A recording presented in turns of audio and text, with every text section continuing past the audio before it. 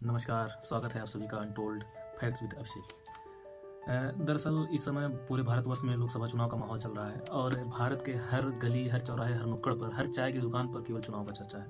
पूरा माहौल गर्म है कि किसकी सरकार बनेगी, जो वर्तमान सरकार है उनकी नीतियों पे लोगों का भरोसा रहेगा या नहीं रहेगा, या लोग अपने लिए दूसरा विकल्प चुनेंगे।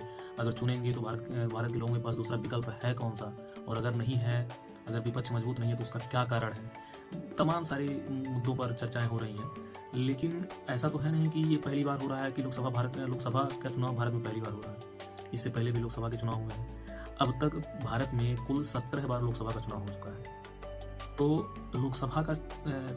अब लोकसभा चुनाव का शुरुआत कब से हुआ, तो अगर हम लोकसभा चुनाव के इन 17 पड़ावों की बात करें तो दुनिया का सबसे बड़ा लोकतंत्र होने का दर्जा रखने वाले भारत के नागरिक हर 5 साल में अपना मत देकर न सिर्फ अपनी पसंद की सरकार चुनते हैं, बल्कि साल दर साल जनतंत्र में विश्वास और बढ़ाते जा रहे हैं। यह भरोसा इतना बड़ा है कि चुनावों के बाद राजनीतिक सत्ता का शांतिपूर्ण हस्तांतरण होता है। सत्ताधारी दल हो या विपक्ष प्रतिकूल चुनावी फैसले को स्वीकार करते हैं। अब भारत की कल्याणकारी और सुरक्षात्मक प्रतिबद्धता नीतियों में परिलक्षित होती है। सभी सरकारें इन्हीं नीतियों पर चलती हैं। बीते 17 चुनावों के साथ हमारा लोकतंत्र लगातार परिपक्व होता जा रहा है। अब बात करें लोकसभा चुनाव की, तो सर्वप्रथम भारत में लोकतंत्र का दस्तक कब होता है? 1952 में लोकतंत्र की दस्तक। आजाद भारत के नागरिकों ने संविधान तैयार होने के बाद पहली बार अपनी सरकार चुनने के लिए वोट डाला। कुल 401 लोकसभा क्षेत्रों में 489 सांसदों के लिए 17.3 करोड़ मतदाता थे। चक्कर खा गए कि 401 लोकसभा क्षेत्र और 489 सांसद। दरअसल पहले और दूसरे संसदीय चुनाव में कुछ लोकसभा सीटों पर 2 प्रत्याशी चुने गए थे। पहली लोकसभा में 86 क्षेत्र ऐसे थे जहां 2 सांसद चुने गए, और वहीं उत्तरी बंगाल स्वतंत्र भारत की इकलौती सीट थी जहां पहले चुनाव में 3 सांसद चुने गए थे। इन चुनाव में कांग्रेस ने 364 सीटें जीती, जबकि भारतीय जनसंघ को सिर्फ 3 सीटें मिली।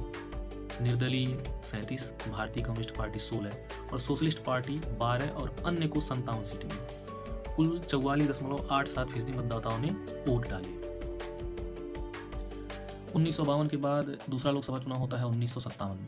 स्वतंत्र भारत के दूसरे चुनाव तक पंडित जवाहरलाल नेहरू का आभा मंडल चुनावी लोकतंत्र पर छा चुका था। परिणाम यह हुआ कि 403 क्षेत्रों में 494 लोकसभा सीटों के लिए चुनाव हुए और कांग्रेस ने 47.78% वोट के साथ पिछली बार से भी बेहतर प्रदर्शन करते हुए 371 सीटें जीती। जयप्रकाश नारायण की अगुवाई वाली प्रजा सोशलिस्ट पार्टी ने 19, जबकि भाजपा ने 27 सीटें। भाजपा नहीं, भाकपा, भारतीय कम्युनिस्ट पार्टी। निर्दलीय भी पिछली बार से ज्यादा रहे, उन्होंने 42 सीटें जीती। जनसंघ इस बार भी संघर्ष करती रही और 4 सीटें हासिल हुई। इस चुनाव में मतदाताओं की संख्या 19.36 करोड़ हो गई, जिनमें से 45.44% ने मताधिकार का प्रयोग किया। फिर 1957 के बाद आता है तीसरा लोकसभा चुनाव 1962। 1962 में क्या होता है? कांग्रेस का जादू बरकरार रहता है। भारतीय लोकतंत्र के तीसरे चुनाव में मतदाताओं ने कोई खास बदलाव नहीं किया। एक संघीय क्षेत्र से 2 सांसद चुनने की परंपरा खत्म हो गई और 494 सीटों पर चुनाव हुआ। नेहरू का यह आखिरी चुनाव साबित हुआ। उनके नेतृत्व में कांग्रेस ने 361 सीटें जीती। भारतीय जनसंघ को 14, स्वतंत्र पार्टी को 18, भाकपा को 29 और प्रजा सोशलिस्ट को 12 सीटें मिली, जबकि कुल 21.63 करोड़ वोटरों में से 55.42% ने अपने मताधिकार का इस्तेमाल किया। फिर आता है आपका 1962 के बाद लोकसभा का चौथा पड़ाव 1967 में नेहरू विहीन कांग्रेस। उस समय नेहरू नहीं थे। यह पहला चुनाव था जिसमें कांग्रेस का नेतृत्व पंडित नेहरू नहीं कर रहे थे। उनकी बेटी इंदिरा गांधी को गूंगी गुड़िया मानकर कांग्रेस नेताओं ने 1966 में पीएम की कुर्सी पर बिठाया था, इसलिए चुनाव उन्हीं के नेतृत्व में लड़ा गया। 520 सीटों में से कांग्रेस को 283 सीटें मिली, जबकि दूसरे दलों और निर्दलों ने 237 सीटों पर जीत दर्ज की। पहली बार सत्ता पक्ष के सामने इतनी बड़ी संख्या में विपक्ष मौजूद थी। स्वतंत्र पार्टी को 44, जनसंघ को 35 सीटें मिली। उसके बाद बारी आती है 1971, जिसमें इंदिरा गांधी जी ने गरीबी हटाओ का नारा दिया। आजाद भारत में पहली बार तय समय से करीब 1 साल पहले मध्यावधि चुनाव हुए।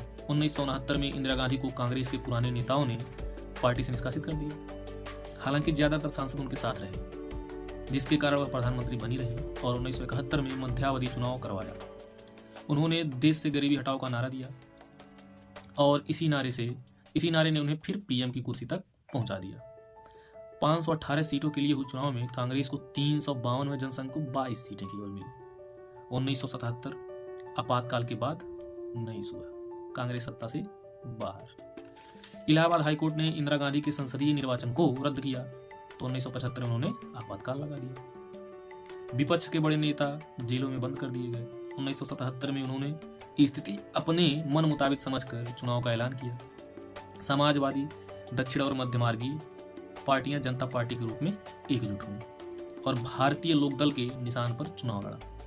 कांग्रेस को सिर्फ 154 सीटें मिली, भारतीय लोकदल को 295 सीटें मिली। उत्तर भारत में कांग्रेस का पूरी तरह सफाया हो गया, जबकि सोनिया गांधी जी अपने मन मुताबिक माहौल समझकर चुनाव की घोषणा की थी, लेकिन पासा उल्टा पड़ गया। अब क्या होता है, 1980 में इंदिरा फिर सत्ता में। जनता पार्टी की ओर से पहले मोरारजी देसाई और फिर पार्टी में विभाजन कर जनता पार्टी सेकुलर बनाकर चौधरी चरण सिंह कांग्रेस के समर्थन से प्रधानमंत्री बने। हालांकि सिर्फ उटौवल से दोनों सरकारें नहीं चली, सरकारें गिर गईं। 1980 में हुए चुनाव में जनता ने फिर कांग्रेस का रुख किया और उसे 353 सीटें सौंप दी। 1980 में ही अटल बिहारी वाजपेयी और लाल कृष्ण आडवाणी ने भारतीय जनता पार्टी बनाई, जो अभी सत्ता में है। अब इसके बाद आता है राजीव राज। 31 अक्टूबर 1984 को इंदिरा गांधी की उनके ही अंगरक्षकों द्वारा हत्या कर दी गई, जिसके चलते चुनाव कराना पड़ा। सहानुभूति के रथ पर सवार इंदिरा के बेटे राजीव के नेतृत्व में कांग्रेस ने सारे रिकॉर्ड ध्वस्त कर दिए। कांग्रेस को 542 सीटों में से 414 पर जीत मिली। उसे कुल मतदान के 48.12% वोट मिली। आजाद भारत के इतिहास में किसी पार्टी को अब तक इतने वोट या सीटें नहीं मिली है, अभी तक। फिर आता है 1996, भाजपा का अभ्युदय और सरकार केवल 13 दिन चली। भारतीय राजनीति में 1996 मील का पत्थर है, क्योंकि दक्षिण पंथ की राजनीति सत्ता के केंद्र में आ गई। 1992 में अयोध्या का विवादित ढांचा गिराने के बाद भाजपा पहली बार 161 सीटों के साथ सबसे बड़ी पार्टी बनी। अटल बिहारी वाजपेयी और कांग्रेसी पृष्ठभूमि के पहले प्रधानमंत्री बने। हालांकि सरकार 13 दिन ही चली। इसके बाद कांग्रेस के बाहरी समर्थन से एच.डी. देवेगौड़ा फिर आई के गुजराल पीएम बने। 1998 में फिर चुनाव घोषित हो गए। अब 1998 में क्या हुआ, बस इतना अंतर हुआ कि 13 दिन की सरकार अब 13 महीने चली। फिर त्रिशंकु संसद रही, लेकिन भाजपा ने 182 सीटें जीत ली। संयुक्त मोर्चा का हश्र देख विपक्ष की कई पार्टियां इस बार अटल के साथ जाने को तैयार हो गई। जॉर्ज फर्नांडिस और नीतीश कुमार की समता पार्टी पहले ही साथ आ चुकी थी। तमिलनाडु के अन्ना द्रमुक, आंध्र प्रदेश की टीडीपी समेत कई छोटे दलों की मदद से भाजपा के नेतृत्व में एनडीए की सरकार बनी। अटल फिर पीएम बने, लेकिन 13 माह बाद अन्ना द्रमुक ने समर्थन वापस ले लिया। 1989 में राजीव गांधी के मंत्रिमंडल में रहे विश्वनाथ प्रताप सिंह ने बोफोर्स तोप सौदे में उन पर दलाली का आरोप लगाया। जनता दल बनाया। मतदाताओं की नाराजगी के चलते कांग्रेस 197 सीटें ही जीत पाई। जनता दल सरकार बनी, वीपी सिंह पीएम बने। बाद में चंद्रशेखर सरकार से अलग हुए और कांग्रेस के सहयोग से पीएम बने। फिर 1991 फिर सहानुभूति लहर लौटी। कांग्रेस ने चंद्रशेखर सरकार से समर्थन वापस लिया तो फिर चुनाव कराने पड़े। चुनाव के दौरान तमिलनाडु में आत्मघाती हमलावरों ने बम धमाके में राजीव गांधी की हत्या कर दी। सहानुभूति लहर में कांग्रेस को 244 सीटें मिली। आंध्र के दिग्गज कांग्रेसी पीवी नरसिम्हा राव पीएम बने। 5 साल अल्पमत सरकार चलाने वाले पहले पीएम रहे। अल्पमत सरकार का मतलब संख्या कम थी, लेकिन फिर भी 5 साल सरकार चला लेगी। आता है 2014, राजनीति का मोदी युग। यूपीए सरकार की भयंकर अलोकप्रियता और हिंदू हृदय सम्राट की छवि को जोड़कर चुनाव मैदान में उतरे नरेंद्र मोदी ने भाजपा को पहली बार अपने दम पर बहुमत दिला दिया। पार्टी को 282 सीटें, एनडीए को 325 सीटें मिली। कांग्रेस 44 पर सिमट गई। स्वतंत्र भारत की पहली पार्टी और इतनी बड़ी पार्टी केवल 44 सीटों पर सिमट गई। इतनी सीटें भी नहीं पा सकी कि संसद में नेता प्रतिपक्ष के पद के लिए दावा कर सके। नरेंद्र मोदी प्रधानमंत्री बने मोदी की इस कार्यकाल की सबसे बड़ी उपलब्धि महंगाई पर सख्ती से लगाम लगाना रही। 2019 मोदी नाम केवल। सबका साथ सबका विकास नारे के साथ नरेंद्र मोदी की अपार लोकप्रियता के रथ पर सवार भाजपा ने अपने दम पर 303 सीटों का आंकड़ा हासिल कर लिया।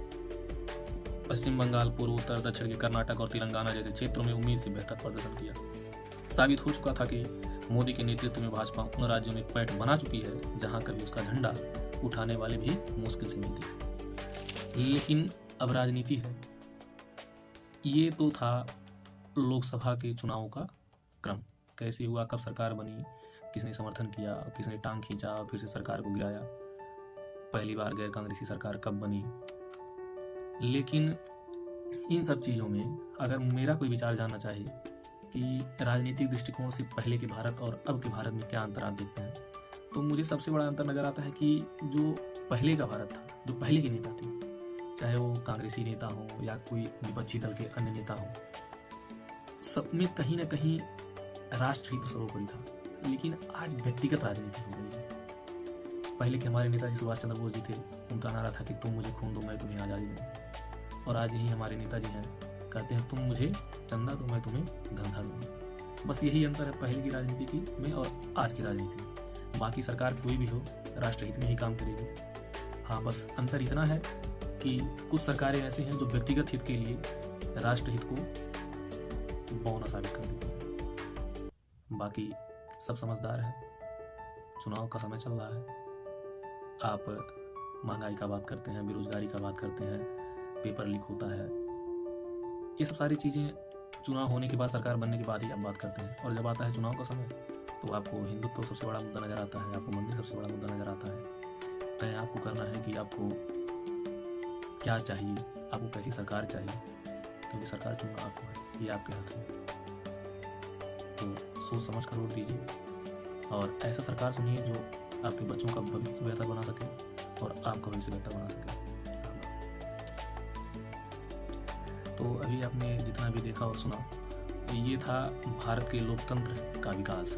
मतलब पहली लोकसभा चुनाव से लेकर के 17वीं लोकसभा जो भी चल रही है और फिर आगे आने वाले चुनाव, इससे पहले तक का सारा डेटा हमने आपको बताया कि कब कब चुनाव हुए, किस चुनाव में कौन सी पार्टी भारी रही, किस पार्टी ने कितनी सीटें जीते, कितनी फीसदी वोट पाए और कितना फीसदी मतदान हुआ। तो ये सारे डेटा ऐतिहासिक हैं और इसमें त्रुटि होना नहीं चाहिए। इसलिए, और ये मेरा पहला वीडियो है, इसलिए पहले मेरा कोई तजुर्बा नहीं है इस क्षेत्र में, तो कहीं अगर त्रुटि रह गई हो तो इसके लिए क्षमा चाहते हैं। जितने भी डेटा थे सारे के सारे सही थे, क्योंकि उसको हमने लिख लिया था और फिर आप लोगों से शेयर किया। आपने देखा होगा वीडियो में हमारी नज़र इधर उधर जा रहा था, तो वो हम डेटा जो लिखे हुए थे उसको देख रहे थे कि कहीं गलती ना हो जाए। तो अगर उसके बाद भी अगर कोई त्रुटि रह गई हो तो उसके लिए हम क्षमा चाहते हैं। और अगर आप लोग हमारा सहयोग करना चाहते हैं तो चैनल को सब्सक्राइब कर लीजिए, लाइक करिए और इच्छा हो तो शेयर भी कर सकते हैं। और इस तरह के और टॉपिक, मतलब जिस भी टॉपिक पे आप कुछ सुनना चाहते हैं, समय नहीं है आपके पास, तो उसको हम उस पर रिसर्च करके उसके बारे में आपसे शेयर करेंगे। तो अगर ऐसा कुछ आप लोगों का है कि इस टॉपिक पे हम वीडियो बनाएं तो आप कमेंट कर लीजिएगा, उस पर हम वीडियो बना के आप लोगों के सामने प्रस्तुत करेंगे। आप लोगों के सहयोग और समर्थन के लिए धन्यवाद।